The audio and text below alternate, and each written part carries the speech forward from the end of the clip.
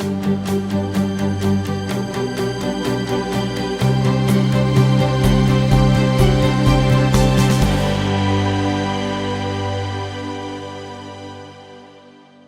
right. So, hey, welcome back to the Menopause Movement Podcast. I'm Dr. Michelle Gordon, and today I am joined by Tina van Leuven. Did I say it right? Tina van Leuven. Awesome. Good. Very awesome. And Tina's known as the practical joy alchemist, and she's passionate about helping others source their life from joy, freedom, and abundance instead of playing by the old rules of struggle, sacrifice, and obligation. So she fits right in with what we talk about in the menopause movement. She absolutely loves helping solopreneurs or soulpreneurs. So that's her term. Align their energy and mindset with the intentions, desires, and visions they have for their business and their life. This often calls for clearing outdated money beliefs, and we talk a lot about beliefs on the weekly lives and in the podcast, and energetically releasing lifelong limiting programming that's been sabotaging humanity for eons. So she's written Money and Miracles, 40 Days to the Perfect Relationship Between Who You Are and What You Make. And also she's got stories in Choosing Happiness and Cultivating Joy, which are part of the Inspiration for Women's Soul series published by Linda Joy Publishing. Her PDFs are available on her website, which we're going to hook up in the show notes. So welcome to the podcast. I'm so excited to have you here. I am so honored to be here. Thank you, Michelle. What a joy. Yeah. No, this is great. So Tina's in Australia, and we're 12 hours apart. And I love the fact that we can have this conversation at a time that works for both of us. So it's really great. Yeah. So tell me, let's get a little bit of your origin story. What happened? How did you get started? What was your big aha? Oh my gosh, there have been so many. I guess, I was born in the Netherlands, and then my family moved to Australia when I was 13. And, for those who live in Australia, sooner or later, everybody gets the travel bug. And then, for many in the States, you've come across Australians and they'll say, oh, how long are you traveling for? And most Australians will say, oh, 6 months, a year. And most Americans go, what? That's sort of what happened. That's foreign to us. Yeah, that's very foreign. Yeah, so I went traveling around the world, and then I ended up flying for United Airlines, being hired in Europe, which is one of those things where, how would that, I would never even have thought that would be possible. Wait, you're a pilot? No, flight attendant. If I'd been a pilot, we would have ended in wrong destinations, I'm sure. Okay. Anyway, yeah, I embarked on a healing journey very early on in my days. And it was my mom had enrolled in massage therapy training with my dad. And by the time the course started, my dad was like, no, I don't really want to go. And my mom said, do you want to go? And it was on Monday nights. I still remember I was 18 and I was like, yeah, why not? I went in and discovered that, well, it came very naturally to me. And I thought everybody who did massage therapy obviously could feel the energy, because otherwise, why would you do it?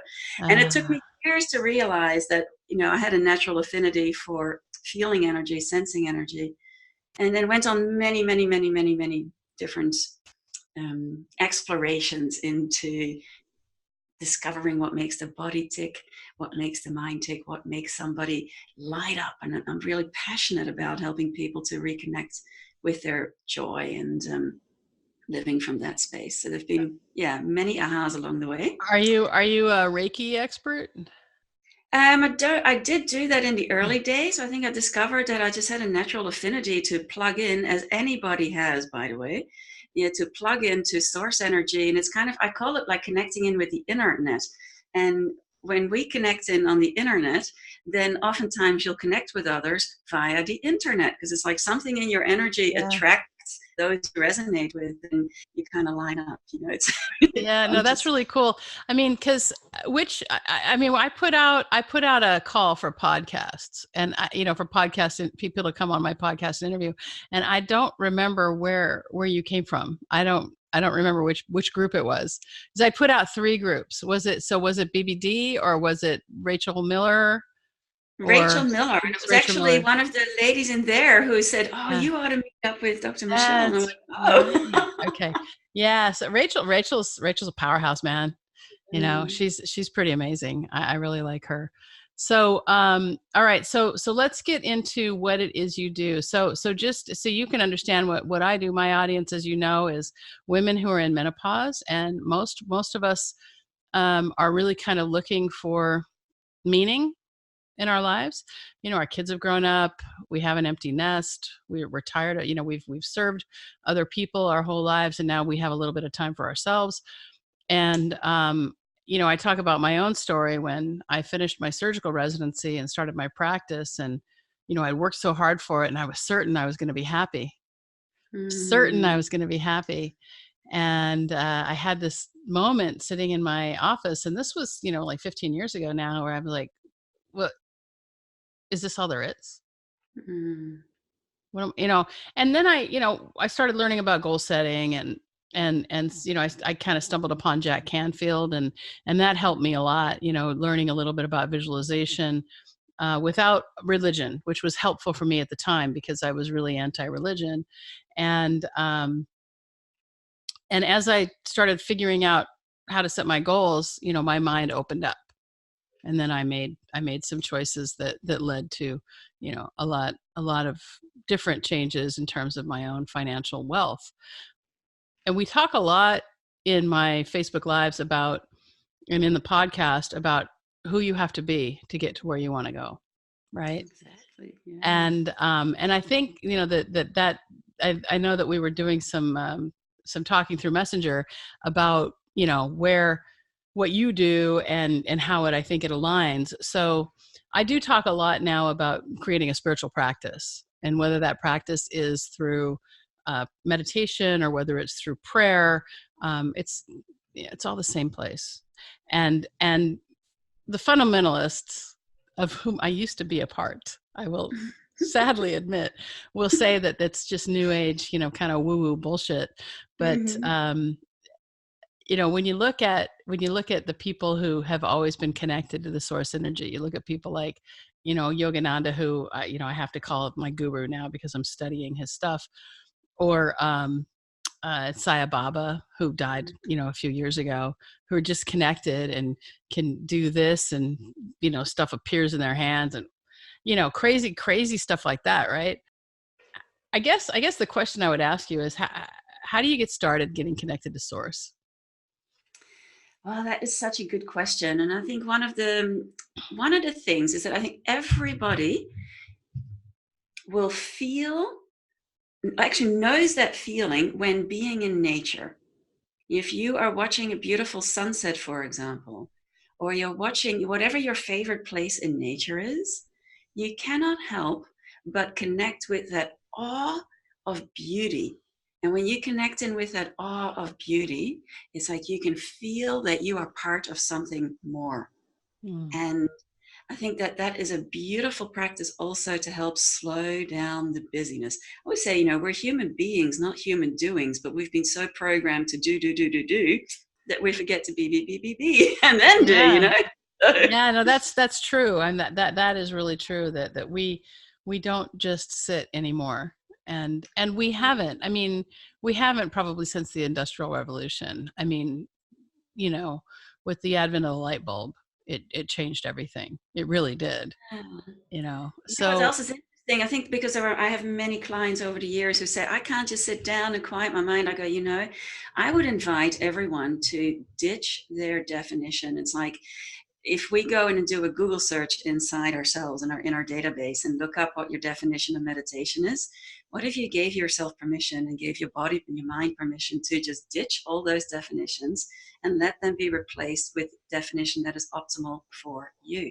Because for some people, meditation has a definition of sitting down for 10 minutes and getting all zen, and then they get in their car and somebody cuts them off and it's like, you mofo, and everything goes out the window.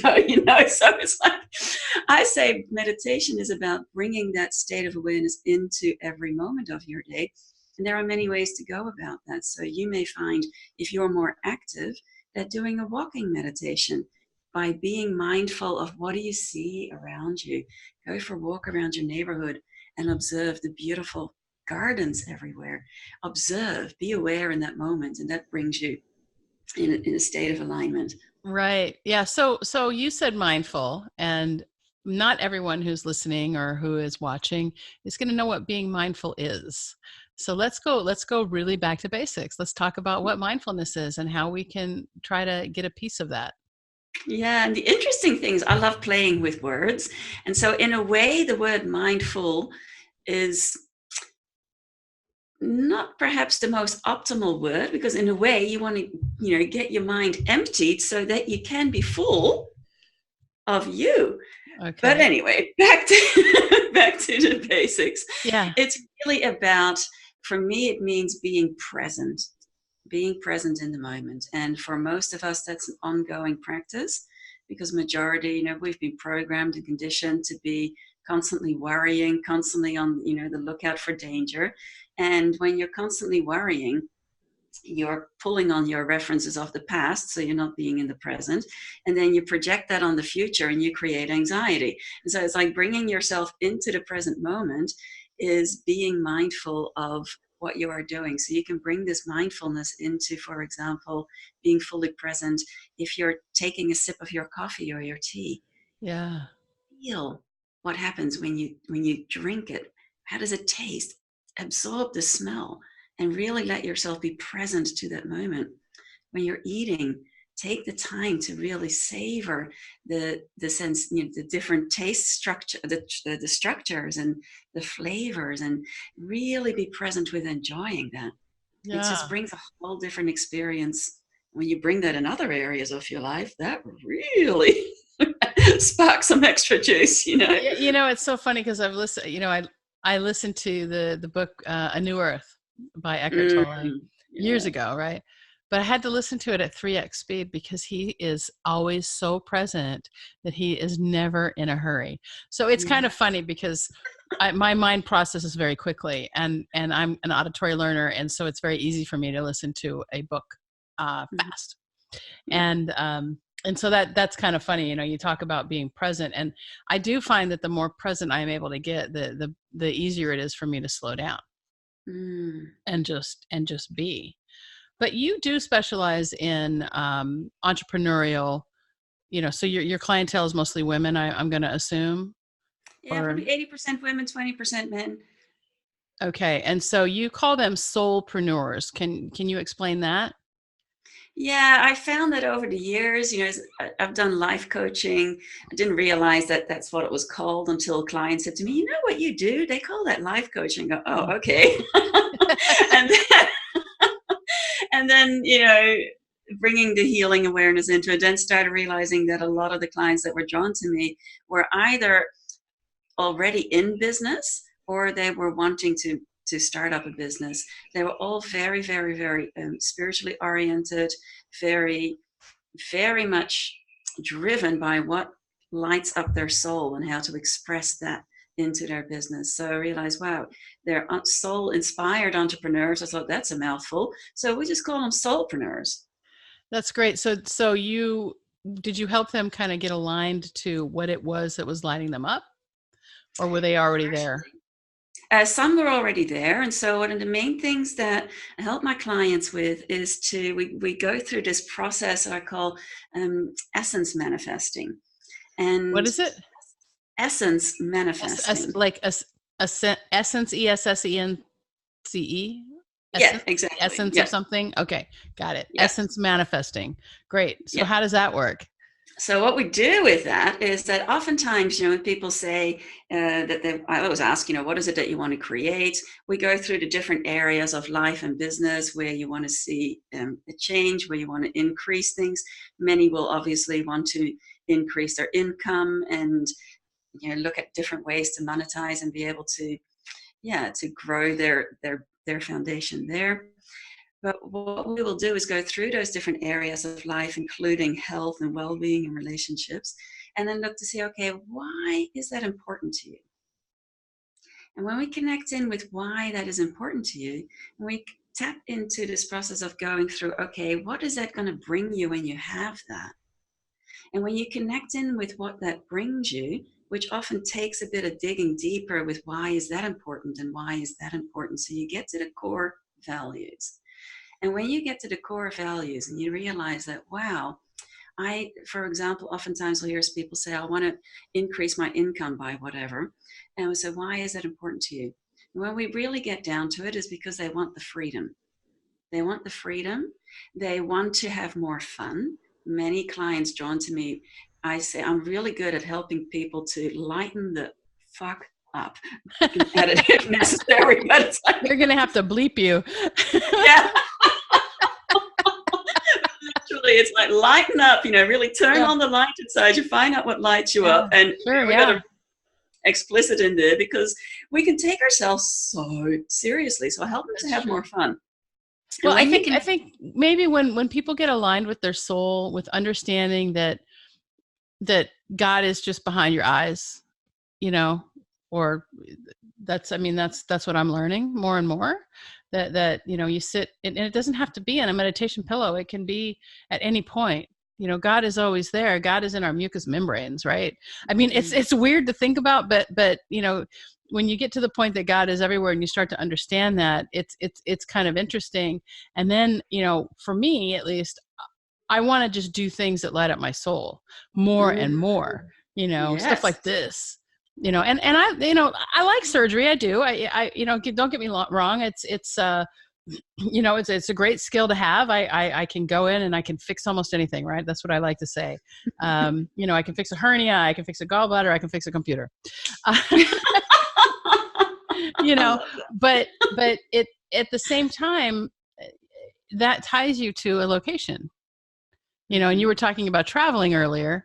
And, my thing is I want to be able to get up and go anywhere for, as long as I want to. Mm-hmm. And that's part of what I'm working toward, along with probably, very many of your clients who, have that same kind of wish for freedom.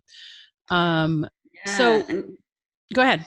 Yeah, I just wanted to add something to that, because the interesting thing is, when you get to the core of what's important to you, so freedom, for example, then what tends to happen is the mind has a very limited perspective as to what that means or what that looks like or how that can come to you.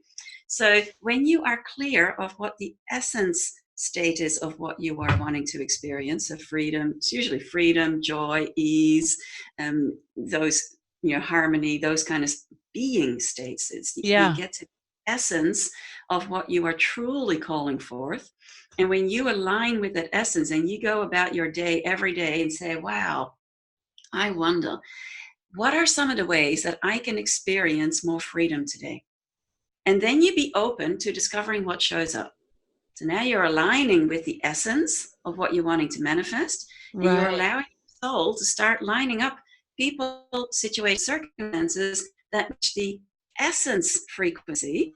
And so what may look like may be what the mind can recognize, or it'll blow your mind, be way more amazing, but you said it'll feel sustainable because it's essence manifesting. Okay. Instead of what many people do. You broke up for 1 second. That's why. Oh, sorry. No problem. So I just want to write some notes here. So just give me 1 second. So the first thing we want to do is essence. What is it? Essence manifesting. Right. Okay. And you start by asking, you use your mind to go, what do I want to create? What do I want? What do you want? Is there an area in your life where you want to experience something more, something different? Whatever it is, write it all down. And when you've got that list, then you go, why is that important to me? Right. But let's talk about the power of the subconscious mind for 1 second. So, there's this book by Joseph Murphy, The Power of the Subconscious Mind, which is really kind of amazing. And I heard about it through Jim Fortin. Do you know who he is? Jim Fortin. So Jim Fortin is, he's a guy who helps people change their lives, basically. He does a lot of sales training, and he's got a pretty good podcast and stuff. But so I bought this book, The Power of the Subconscious Mind. And what I learned from that is that if you can be really specific about what you want and tell your subconscious mind, then your subconscious mind will go to work to make those things happen. And right after I read that book, I wrote an affirmation that my surgical practice my subconscious mind was bringing the right person to help me run the surgical practice. And wouldn't you know it, like, this guy just texted me on LinkedIn out of the blue. And I never go on LinkedIn. I don't even use that platform. And then, Yeah. And he ended up, coming to work with me. And so it is really interesting how the miracles actually happen in our lives. So, Yes. all right. So we've got number one is figuring out what you want and manifesting at your essence. So you figure out what the essence is of what you want. So what's the next step? Yeah, because most people, you'll hear a lot of people say you can manifest anything you want. That's true. But what's really true is that you can manifest the essence of anything that you want. Okay. I agree with that. Yeah. Because when you go into ego manifesting, which is oftentimes what happens, the mind thinks that the way it usually works is that the mind thinks, well, you want something because you think you're going to feel a certain feeling when you have it. When Okay. people take the time to get down to the essence of what they're wanting, now they've achieved the success they thought they wanted in the form they thought they wanted it, and they're like, is this all there is? Well, I Next just shot. talked about that. I just said I know, that. right? Yeah. Yeah. Yeah. Because, again, we live in this model of do, have, be, right? Mm-hmm. Do, have, be. So if I do this, then I'm going to have that, and then I'm going to be a certain way. And what I like to tell my people, and I learned this, I'm going to just give credit where credit is due. I learned this first from James Wedmore, and he's got a fantastic podcast called Mind Your Business, and you should go and subscribe to it because it's amazing. But that's after you subscribe to this one and give it a 5-star rating. But anyway, what I want to say is that we have to really start. If we really want to take control of our lives, we have to start with who we want to be. And one of the things I talk about in my coaching and even in my Facebook Lives and here on this podcast is I talk a lot about who is it that I am being, and how am I going to get to where, who do I have to be to get to that goal? And that, it's almost like it's like a mantra that we have to repeat over and over, because people don't hear it. Exactly. Yeah. Yeah. And Yeah. this is a similar way. So when you connect in with the essence, let's say, so for you, example, you brought up freedom. So then you can say, how can I experience more freedom today? How can I show up as somebody who experiences freedom, as somebody who is free? How am I going to interact in this situation? As someone who is free, what am I choosing today? As someone who is free, what am I saying yes to and what am I saying no to? And Yeah. that what happens is that when you are clear on what the essence is of what you're wanting to manifest, then when an opportunity or an invitation shows up in your life, you will know whether to say yes or no to that, because you'll know whether it matches the essence state of what you're calling forth. But that'll be a feeling. That will be Yeah. a feeling, and another thing that, we don't really understand feelings because we don't come with a user's manual, right? And, and so It's like the download is available, it just hasn't been installed in everybody. yeah, no, but it's true, because if our DNA is our software, right? Mm-hmm. I mean, I'd like to make a good analogy for, it's almost like the our feelings is our WYSIWYG or something. Because it's really hard to interpret, or maybe if the I don't know, I can't think of a good coding software, a good coding analogy, but as our genes are expressed, they get expressed and we become this being. But this being is so complex, and part of our connection to source is understanding the good emotions versus the negative emotions, and the purpose of both, right? So do you help people decipher that as well? Yeah, one of the key things I found is that, for most people want to experience more joy, want to experience more freedom and all of that. And there's a misperception out there that you can either have freedom, you can either have joy, or you can have something on the opposite flip side, the polar opposite. When in fact, both can exist at the same time. And when you realize that joy, for example, it's a state of being, when you tune in, the analogy I often use is saying that just like you have a remote control, or let's say that you're on Spotify. I love Spotify. And you go to Spotify and you're like, wow, I don't like the music that's playing here. I'm just going to change the channel. So you change the channel to what you want to tune into.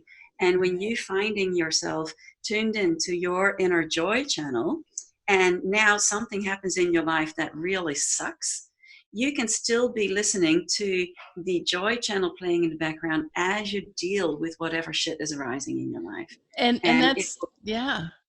Well, that's really because I was doing Facebook Lives every day for a while, and now I do one a week, and I've got the podcast. And one of the things that I talked about a lot was how to have a great day every day, because joy it's a choice. Happiness is a choice. It is a state of mind, and it doesn't matter what happens. And one of my mentors, his name is Sri Kumar Rao. He's like, it's a wonderful day, and there's going to be some shit. I'm going to have to clean it up, and that doesn't matter because I'm going to have a wonderful day while I clean up that shit. And exactly. Exactly. and that's part of the deal. It's just, we're, some days are good, some days are bad, but in reality, the things are good and the things are bad, and the day is great. Yeah. And so when I recently had to go back to, I was off surgery for a while, almost a year.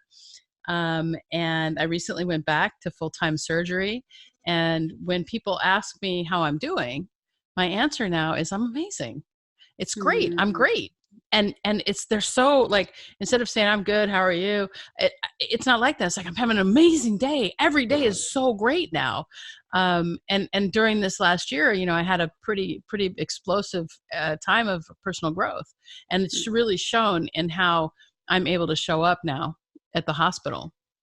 Yeah, it's so powerful. I remember in my flying days, imagine being a passenger and you're sitting, I used to be purser, so in charge, and worked with mostly first and business class. I'd be walking greeting people, and they'd say, "How are you?" And I'd say, "I'm fabulous, gorgeous, talented, and brilliant. How are you today?" And they would look, "What?" It's from the Marianne Williamson. Oh, Marianne Williamson. I pick up this one. I do this on a regular basis. Yeah, A Year of Miracles. Yeah. So she I talks read that. The question, our deepest fear is not that we are inadequate, it's that we are powerful beyond measure. And I think that is just so true. And I think one of the interesting things, something that was really interesting, that may be interesting for your audience, speaking of menopause, when I was going through my healing training, it was a 4-year intensive deep dive in California. One of the things that we realized and discovered was that nature has an amazing way of giving us the opportunities to come into alignment. And that what we discovered was that many women, if they have gone through life always people pleasing, always trying to accommodate everybody else, sacrificing their own happiness and joy, then everybody has a tank, a reservoir that they can give from. And when it's empty, that something happens in life, right? Mm-hmm. And if you haven't acknowledged that or addressed that and given yourself permission to start having healthy boundaries, then guess what happens when menopause kicks in? Oh, it's like mood swings, and and it's so funny because one of the big complaints is that I hate everyone. I mean, I hate everyone. And the other thing I hear a lot is like, one minute I'm on top of the world and I can do anything and everything, and the very next minute it's like I'm down and low and depressed and I don't feel well. And so that's really interesting, because if you don't have your spiritual battery charged, or your however your energetic battery charged, during menopause, it's going to be depleted, and you're gonna Yeah, and it's kind of like nature is going, okay, you have all this time. We bring you these opportunities to get that anger out of your system. And especially for women, anger, taboo, must not be angry. Well, if that energy is suppressed, it's got to come up sooner or later. And if you haven't dealt with it, then menopause will just take off the sensors and boom, that stuff comes out, right? So it does that. I mean, there's also the hormonal issues and whatnot, but I've found that, I don't use hormones. And I've found a solution that works, that is around diet, exercise, and mindset. And that's why I thought it would be really great to talk to you, because you're the mindset coach, and that's so important. So I want to get back to your essence manifesting. So the first thing that you do is you go into and figure out what their essence is. right? Yeah, we want to get All right. clear on Once, the desired essence states that they wish to experience. okay, so once you get clear on that, if let's say for our example that it's joy, and then the next thing is that we are going to ask ourselves, how do we want to experience more of that? And who Yeah, do we have to be to experience more of that? All right. right. So And we then, discover the essence states. yeah. And then what we do is we have a look, okay, let's say, for example, that somebody is wanting to, one of the other things that I work with is helping them.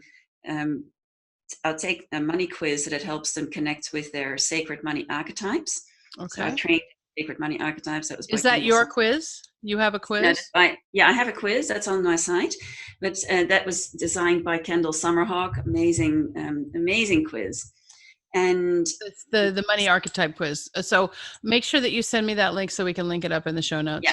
Yeah. yeah. Okay. And when you take this money quiz, the interesting thing is, I have found over the years that money is a fabulous catalyst for bringing to light where you are out of alignment with your soul. Mm, And when you discover what these sacred money archetypes are, and you discover the one that's leading your inner money team, as I like to call them, then you can find out what your natural strengths are, you can find out what your natural gifts are, but you also get to discover what your challenges are and how that shows up with money in every other area of your life.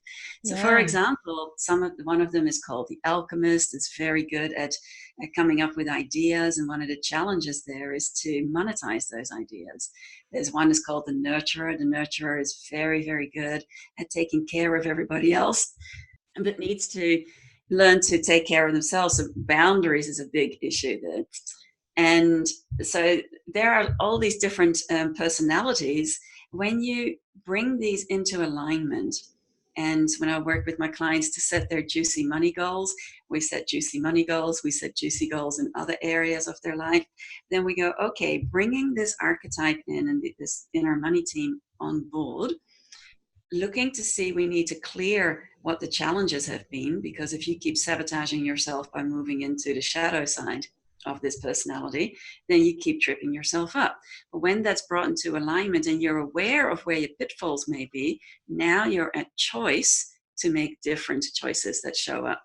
And When that you, comes back to being aware yeah, and being the observer of your own behavior. I mean, that's yeah, so important, to try to pay attention to where your awareness is and becoming the observer in your life. And the archetypes, it's interesting because archetypes, they all go back to Jung. All archetypes go back to Carl Jung. He's the one who found the first 12 archetypes, and then it's interesting how so many people have taken that and turned it into something. But so let's talk about money for a second. yeah. Where do you find that people are blocked the most when it comes to money? I have found that depending on what their archetype is, Okay. then there will either be a difficulty in receiving, so being very good at giving but finding it difficult to receive, Mm-hmm. or having a lot of judgments about money or about wealthy people or about whatever. And so what happens then is that, talking about the subconscious, you may say, one of the things that exercise often have my clients go through is to describe how they feel about money, how they feel about rich people, how they feel about wealth, and to get all this stuff out in the open. And then what we tend to find is, if there are any unresolved feelings or judgments about any of it, then what you find is saying, yeah, I want to have more money, but I don't want to be, and fill in all the judgments. And what happens in our unconscious, we will align with what our values are. And Yeah. so being, for example, being in integrity is really important to you, but you've got stories running that say that, if you want to have a lot of money, you have to be a crook, or you have to be you have to sell yourself or whatever. There's oftentimes a lot of these Or unconscious or you have stories. to work more Yeah, you and have work to really harder. slug away. Exactly. Yeah. Yeah, earn your rewards. So then Yeah. the idea of playing finding out what lights you up and go and be that, and let your doing come from that state of being. What many people will say is, yeah, I'll get my rewards as soon as I've done all these other things, whereas So it's then the they're other way. blocked because of, so Yeah. so it sounds to me like you're saying a lot of the same things I say, which is Yeah. it's the story that you tell yourself that is always going to, make things come true. And when it comes to money, especially, I learned, I think I would say I really started looking at my money beliefs probably around 2008. Mm-hmm. And one of the things that I realized, and I was a doctor, so I was making more than the average person, but I wanted to make 10 times that. And I was like, okay, why am I not making more? And how can I do that? And I had to look at all of my beliefs around money. And, there's that whole religious thing where it's just, money is the root of all evil, but it's not money. It's the love of money. It's greed. And greed, if you have a lot of greed, then yeah, you can get into trouble. But money is just a transactional thing. And in reality, it's just energy. It's just another form of energy. And people who say that money is evil don't have much. Because when Yeah. what I found when I was able to 10x my income, 20x my income, I was like, oh, now I can do it. I can do all these things. Not only can I travel the world if I want to, I can support this charity and that charity. And in my online business, we support a charity. It's not really a charity. It's a non-governmental organization called Studio Samwell. And Studio Samwell was started by this woman who was in Ethiopia and saw that the girls couldn't go to school because they had periods. And Mm. and then a lot of them were ending up in the sex trade because they couldn't go to school. And what happens when they have their periods is if they don't have menstrual kits, they get shunned and they can't go to school.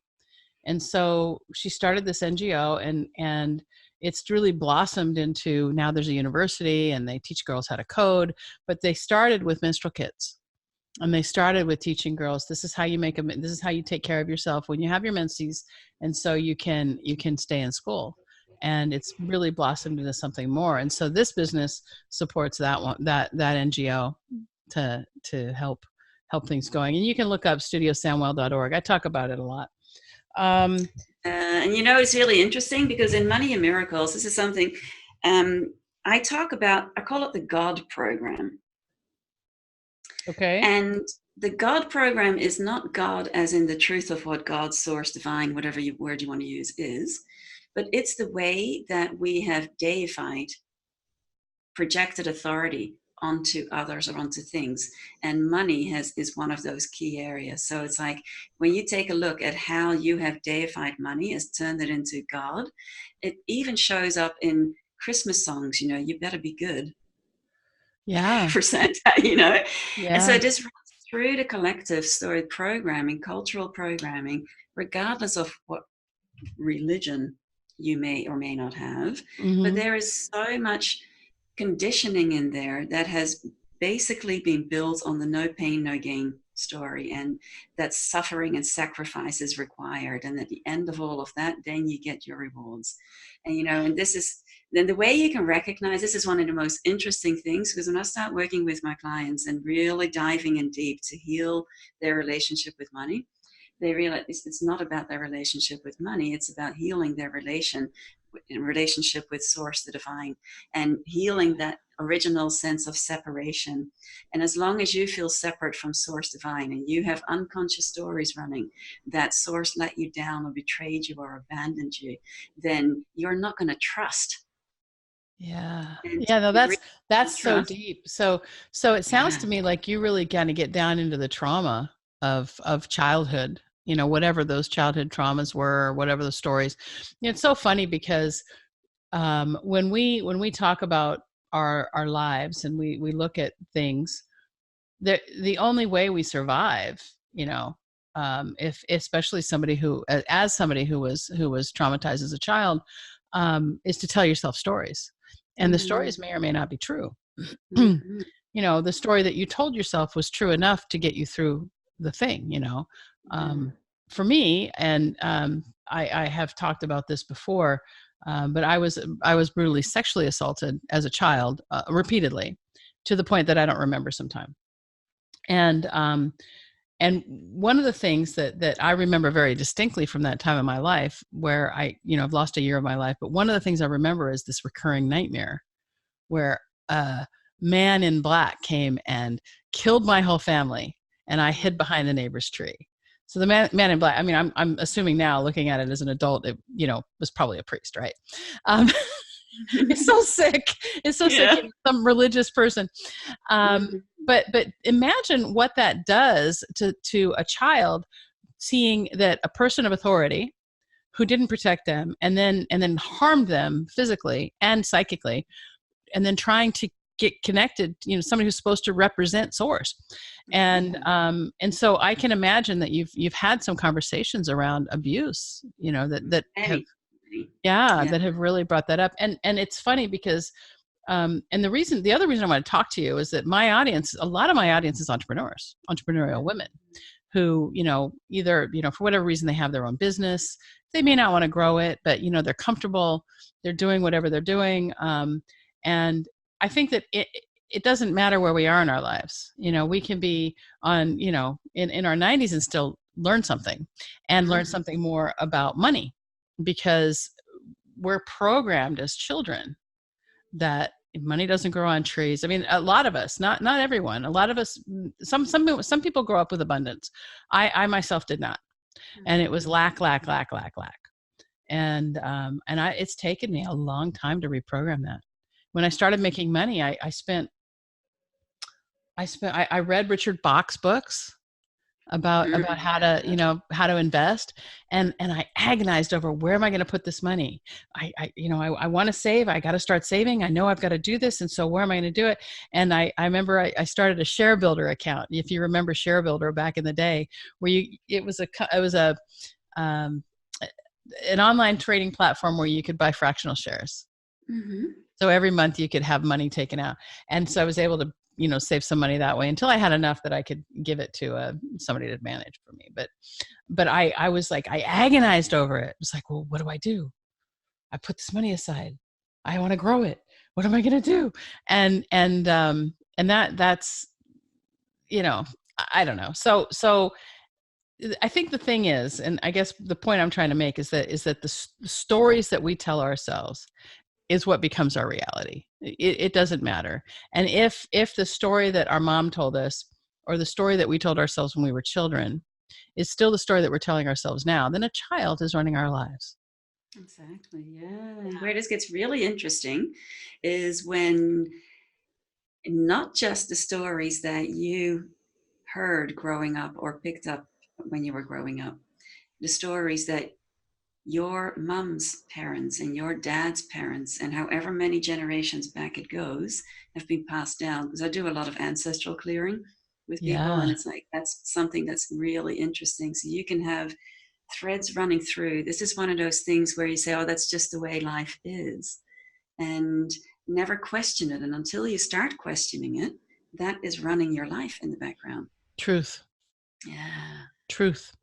And there's only a couple things that are true, right? I mean, one of the real truths, and I like to say this all the time, is that, if I pick this up and drop it, it's going to fall, and it's going to fall at 9.8 meters per second squared. And that is like the only truth I know. Right? Yeah. Laws of nature. And even there, I love tapping into quantum physics and all the, right. Because observation changes things.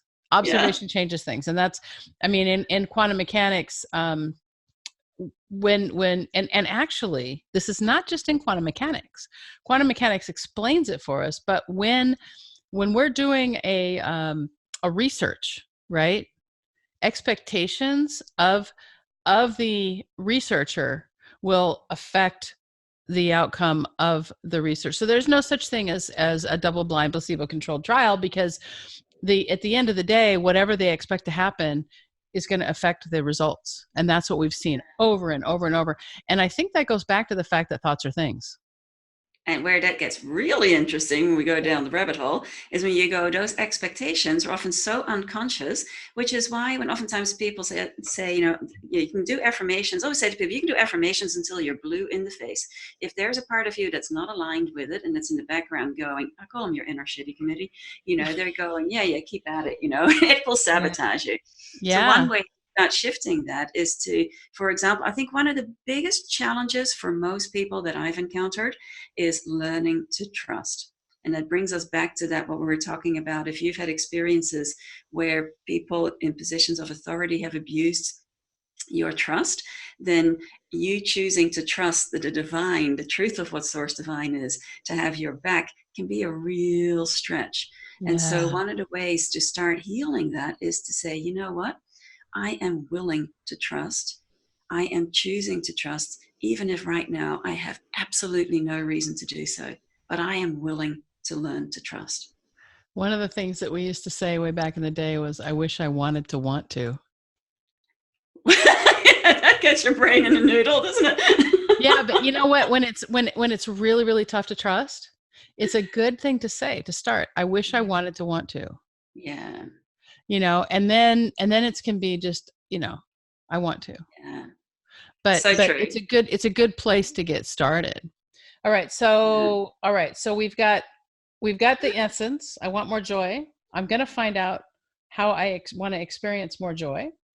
I want to find my joy as a state of being. I want more money.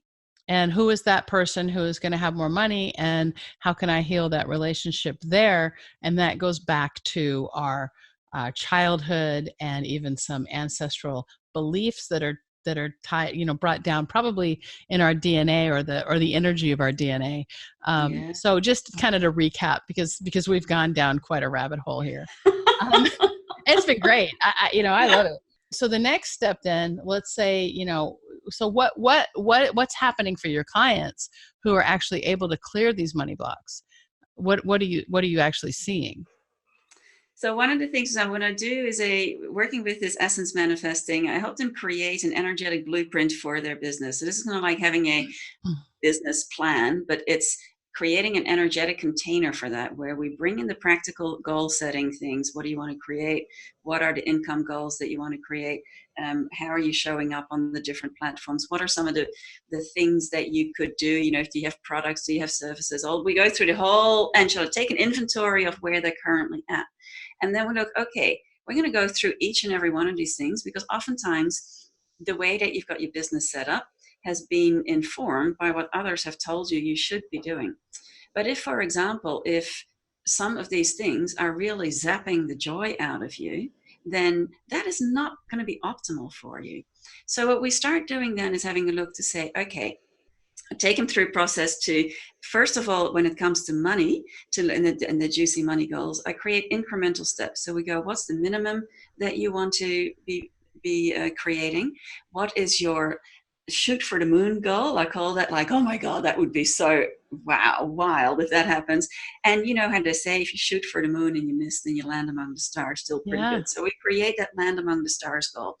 Then what we do is look to see what are some of the practical things that we could do to reach that goal. How many products, how many services would that be? We start setting intentions for allowing unexpected surprises to show up. And to give you an example of how this happens, is one of my clients had said, we've gone through the whole process of the practical things, looking at, well, that means we need to increase sales in this area. We need to bring this product service to more awareness, which means we need to do, whatever the marketing steps were that were really fun for him to do. And he'd set this unexpected surprise, $20,000. And I said, oh, cool, that's kind of exciting. 6 weeks later, he calls me. He goes, oh, yeah. When I start my calls with clients, we always start by saying, what do you want to celebrate? What's been going well? And we start going through these things. And he says, oh, yeah, and I'm just wrapping up, finalizing negotiation for this unexpected consulting gig that just showed up. And I go, oh, just curious, what's the amount? $20,000. I go, oh, ding, ding, ding. Pull up his energy template for the business blueprint, and it's like, it happened. And it was like, yeah. this fun part, so you want to bring the fun in, and then we go through the pieces of what I find. I do this I do it as an intensive over 2 days, or we spread it out over a few weeks, but we dive into these aspects, then coming up with ways to look at sales, look at the marketing of whatever you've got going. Do we need to create something new? Make sure everything is aligned with the essence of what you're wanting to experience. And then we'll start uncovering.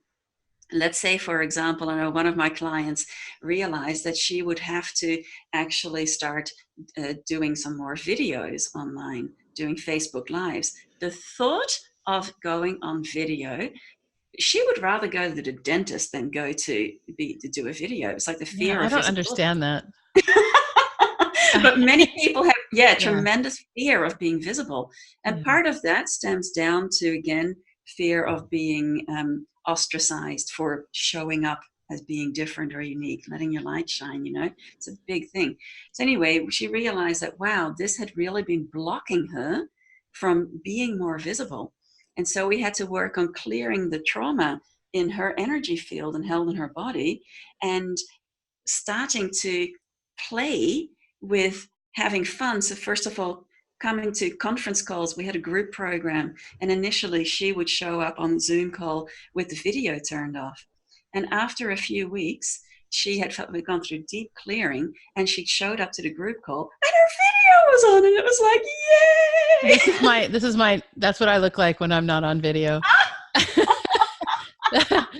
That's from when I went to the Arctic like last year. That is so So cool. I took that picture, and but that's what I look like when I'm not on video. That's But so so it funny. doesn't matter. I'm gonna wow Yeah. people anyway. Yeah, but it'd be fun to see what your archetypal makeup is, right? So, but readers, for many people, if they don't want it, because one of those archetypes is called celebrity, and when the celebrity is really low in someone's profile, then they have a desire to be visible, but there's a lot of fear. And when you want to help them to basically, in order to achieve anything that you want to experience in life, the essence of what you want to experience, there is going to be a whole lot of fear, obligation, and guilt that needs to be cleared out of the conditioning, so Yeah. that you can fully step into alignment with what lights you up, and get to the point where you can stick those middle fingers up to any of the naysayers and go, you know what?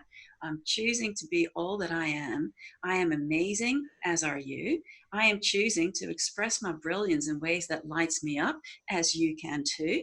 And let's see, when we come from this place of being fully aligned, lit up, choosing joy, choosing freedom, choosing expansion every day, what kind of world can we co-create together? When we are aligned with our joy, we have no desire to go around and kill people and put bombs in places. What a different world it will be. Yeah, that's true. I mean, I think that's something that Marianne Williamson was trying to do with her presidential bid that is, Mm-hmm. ill-fated, as it Yeah, were. I know. But you know what? She's more people are going to buy her books, Yeah. and she's going to get out there. I mean, I never really bought a book from her until she became a presidential candidate. Actually, I didn't buy that book. Somebody gave it to me. I always thought she was kind of wacky. But I think she's got a decent message. There are some problems with it, but her books are good. So Yeah. so for one of the things I want to ask the audience, and it's going to be a while before this goes on the podcast, but what I want to ask the audience is that if they want, I will go and do the archetypal quiz and get the report, and then I can have you back and we can kind of go Yeah. over it. You can do a little coaching call with me, and you can tell me where I might be able to get clear, if you'd like to do Yeah. that. Love Yeah, to. And yeah, here's give me another give me a thing. call. If you like, if your audience would be interested, we could even set up a fun event for your audience where we can all hop on and they can take the assessment, and I'll guide them through a process of bringing that leading archetype into alignment. Well, Because let's it's, let's see what the comments are. We'll get yeah. the way to, I guess the way to let me know is on the Facebook Messenger. Mm. So the Dr. Michelle Gordon page on Facebook Messenger, and let me know if that's something that you're interested in us doing, and we can maybe do a zoom in, as Amanda likes to call it, one of my clients. Mm. Well, this has been great. I just want to recap again because it seems like there's so much going on. There's essence manifesting to find out what I want. And one of the ways you can find out what you want is to know what you don't want. And that's something that you just got to keep working on. And then once you know what it is you want, if you want more freedom or you want more joy or you want more money, how can I experience what I want more? Right? Yeah. Now, there's one other piece that's really important too, is that once you're clear on what it is you want, or what you think you want, and you get clear on what the essence is that you want, then where things can get interesting is to ask yourself, how committed am I? Oh, that's a good one. Yeah. Because oftentimes you'll find, for me, for example, for years, there was so much going on in my life that I really neglected my body for a while there. I wasn't really exercising as much as I Mm. really wanted to. And it was like, and every time I go, oh, I really should. Yeah. And should is a good indicator that you're not aligned. So anyway, I had all these best intentions. Yeah, I'm going to get my body back in shape. I'm going to get my body back into shape. I really wanted to. My God, my wanting was at 100%, no doubt about it. My commitment, Yeah, no, this is good because this is very common for menopausal women, this particular topic. yeah. So how did you beat that? So then one day I just realized that, wow, hang on. I asked myself this question and I realized, yeah, oh my gosh, my commitment is really low. So what's it going to take to bring my commitment up? And so I thought, right, it has to be fun for me. It just so happened that one of my dear friends, when I was in California, gave me a cookbook that's called The Plan. And it's Sounds like a fabulous. cult. Oh, this book it's awesome. Oh my God, I can't remember the author's name, but anyway, she gave it to me because her daughter had made this soup, carrot ginger soup, that had all these amazing spices in it to help combat inflammation in the gut. And she said it helped her lose weight. So anyway, I started following this and I realized, oh my gosh, my body was naturally dropping weight. And then I started to do Pilates again, and I started to do yoga again. And gradually my body has been releasing weight, and it's like I'm getting back to feeling really terrific. But it's a gradual process. It is a process, and the other Yeah. thing is that for menopausal women, one of the things that happens is that the body will hold weight in Yeah. the midsection because that's the body trying to keep estrogen. Yeah. So we have that, but again, that goes back to desire high, commitment low. And Yeah. again, that goes back to who are we being and who do we want to be? Who do we have to be? So, I just want to wrap this up. I got here that you see money as a catalyst for discovering where you're out of alignment. And so the money beliefs are really important. Hmm. And regardless of where you are in your life financially, what you believe about money. I mean, there's a whole, there's this whole thing. I think what you think about expands. And if what you think about is worrying, then you're going to have more worry. And if what you think about is joy and abundance, you're going to have more joy and abundance. And so it's really important to look for the abundance in your life. And abundance doesn't necessarily have to mean that you have a lot of money. No. Abundance can be the joy in somebody giving you a coat in the winter and then taking it away. There's still joy there because it's just a thing that happened. Yeah. So the other thing that I got out of this was the unexpected surprises, and Yeah. to plan for that, to expect that, to look at that. So, so thank you so much for coming on the podcast today. I've gotten so much out of this, and this is a long one. So, so I hope everybody sticks to the end. And we're going to hook up all of your stuff in the show notes. So it's been really great talking to you today.